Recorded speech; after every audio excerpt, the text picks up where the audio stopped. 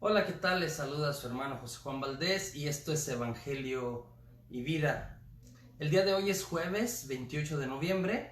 En Estados Unidos estamos celebrando, ¿no?, una fiesta nacional que llaman el día de Thanksgiving, el día de acción de gracias. En otro video aparte hablaré al respecto. Pero la palabra de Dios, para aquellos que han estado siguiendo estos días, lo que he estado compartiendo, que es me dio un estudio del libro del profeta Daniel, y continuamos meditando, estudiando, profundizando lo que encontramos, y continuamos de alguna manera, ¿sí? Estudiando, repasando, haciendo nuestro lo que nos dice el Evangelio de Lucas. Y el día de hoy, ¿no?, en la primera lectura estamos leyendo, yo había dicho, al profeta Daniel, que fue escrito más o menos por ahí del siglo II antes de Cristo, a mediados del siglo II, en tiempo de la persecución, de helenización de este rey Seleucida Antíoco IV Epifanes, que quería someter a la gente, que quería imponerles no solamente la cultura, sino otra vez la lengua, la religión, sobre todo esta parte de la religión, de la fe, al pueblo de Israel. Aunque los relatos tienen que ver el día de hoy con reyes de otro tiempo, ¿sí?, 200 o 300 años atrás, en realidad el contexto es aquella persecución de Antíoco IV Epifanes. En ese sentido, yo les mencionaba que el libro del profeta Daniel, es contemporáneo y responde a la realidad de los judíos de mediados del siglo segundo. El día de hoy encontramos un pasaje famoso en el libro del profeta Daniel. Es el último capítulo y también el último relato que tiene esto que yo les mencionaba, que es un estilo literario jadágico, que es como de homilía, como que la historia la expandes para que de alguna manera llegue a más personas, se entienda más, en ese sentido. Y la historia del día de hoy es aquella en que, por causa de este decreto, ¿sí?, este decreto que se manda a hacer en tiempos del rey Darío, que él era muy amigo de Daniel y que quería protegerlo, pero había salido un decreto que nadie podía adorar a su Dios en estos días, durante 30 días, y Daniel no hace caso al decreto y se pone en oración. Daniel tenía sus retractores, la gente que no le gustaba, la gente que le caía mal a Daniel porque era el profeta de Dios, que le tenía envidia. Esto siempre pasa, ¿sí? Y entonces se le metieron al rey, y pues el rey no tuvo otra cosa más que hacer justicia de acuerdo a aquella norma que había, que era meter a Daniel a los leones que se utilizaban, pues, para que despedazaran a la gente. Y sin poder hacer más, lo mete a los leones. El mismo rey Darío, como pidiéndole a Dios que proteja, al Dios de Daniel, que lo proteja, que lo salve, con todo y sus dudas, y porque él no quería, así lo hace. Y pasa Daniel la noche ahí en el foso de los leones, y el rey al día siguiente, ¿no?, va y habla con Daniel, y Daniel contesta y lo saca, y los leones no le hicieron nada porque Dios mandó a sus ángeles y protegieron a Daniel.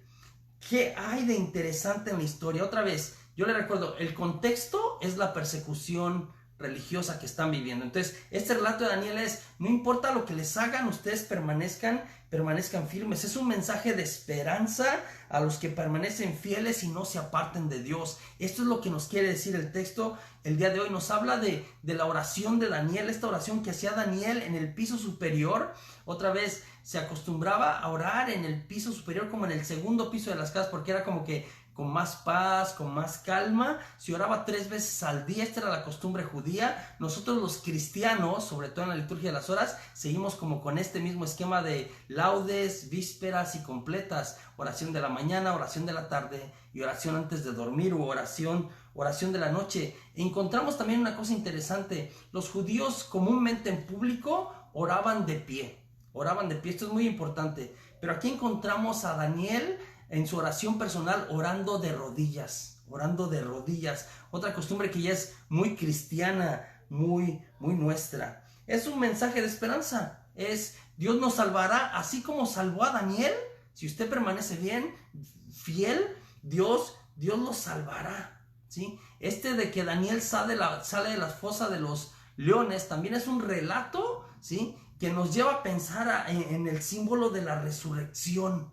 El símbolo de la resurrección. Otra vez, todo esto nos lleva a pensar la cuestión de Dios está en favor, ¿sí?, de aquel que permanece fiel.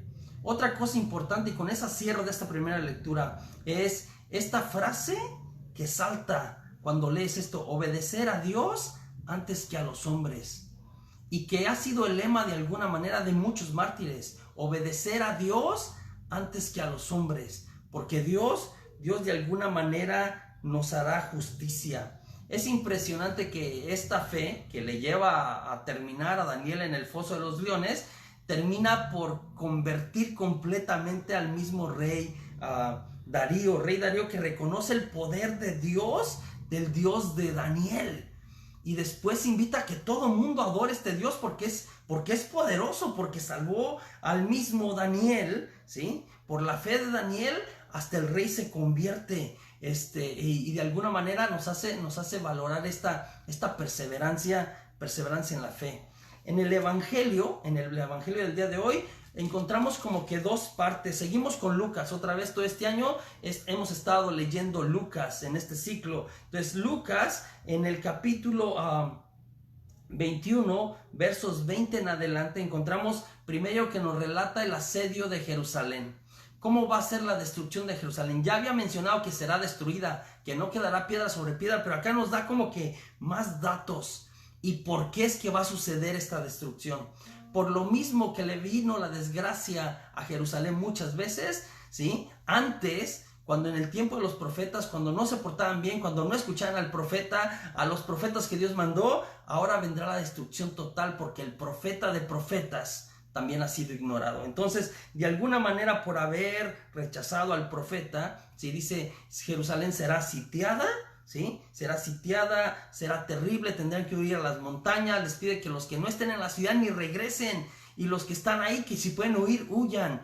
Todos sabemos ya por historia universal, por historia, que en el año 70 Tito, el emperador romano, llegó a Jerusalén el mismo día que Nabucodonosor llegó a destruir cuando Babilonia destruyó Jerusalén en el año 587. El mismo día Tito entra a Jerusalén después de sitiarla, como dice Lucas, y termina destruyéndola terriblemente. Mucha gente muere, mucha calamidad. La segunda parte, y con eso cierro el día de hoy, tiene que ver con la manifestación gloriosa, y utiliza el término hijo de hombre, que también utilizará Daniel en el Antiguo Testamento. Es un discurso escatológico. Jesús está hablando de los últimos tiempos, cuando el fin del mundo suceda. Lo nuevo de lo que ya he dicho antes es que ahora este discurso escatológico tiene una dimensión cristológica. Se acaba el mundo, pero en este final del mundo aparece Jesús, este hijo del hombre que nos habla Daniel 7 de alguna manera. Y es importante, los que permanecieron fieles, ¿sí?, entonces vendrá Jesús a restaurarlos, a justificarlos, a reivindicarlos de alguna manera. En medio de la persecución, y con esto cierro, es importante que en este discurso escatológico que estamos escuchando, en estos mensajes de se va a acabar el mundo, sepamos, o cuando las cosas van muy mal en nuestra vida, cuando nos preguntamos por desgracias, por persecuciones. Estoy pensando cuando la persecución de los cristeros entre el 1924 y 1928 en México, cuando la cuestión del exterminio nazi en la Alemania, sí, nazi de alguna manera, cuando pasan este tipo de cosas terribles y nos preguntamos como que, ¿dónde está Dios? No, esto parece el fin del mundo, y es bueno que recordemos lo que el Evangelio nos apunta hoy, y lo que pasa también con la vida de Daniel. Dios está en control. Dios tiene el control siempre. Entonces, cuando parece, ¿sí?, que no está, cuando hay miseria y destrucción, usted tiene que recordar una cosa, y yo también: Dios está en control, y Él reivindica al justo, al que es fiel, y permanece. Que así sea en tu vida y así sea en la mía. Les invito a compartir este evangelio, esta lectura, este estudio, entender un poquito la palabra de Dios, sobre todo para aplicarla en nuestra vida. Dios les bendiga. Hasta la próxima.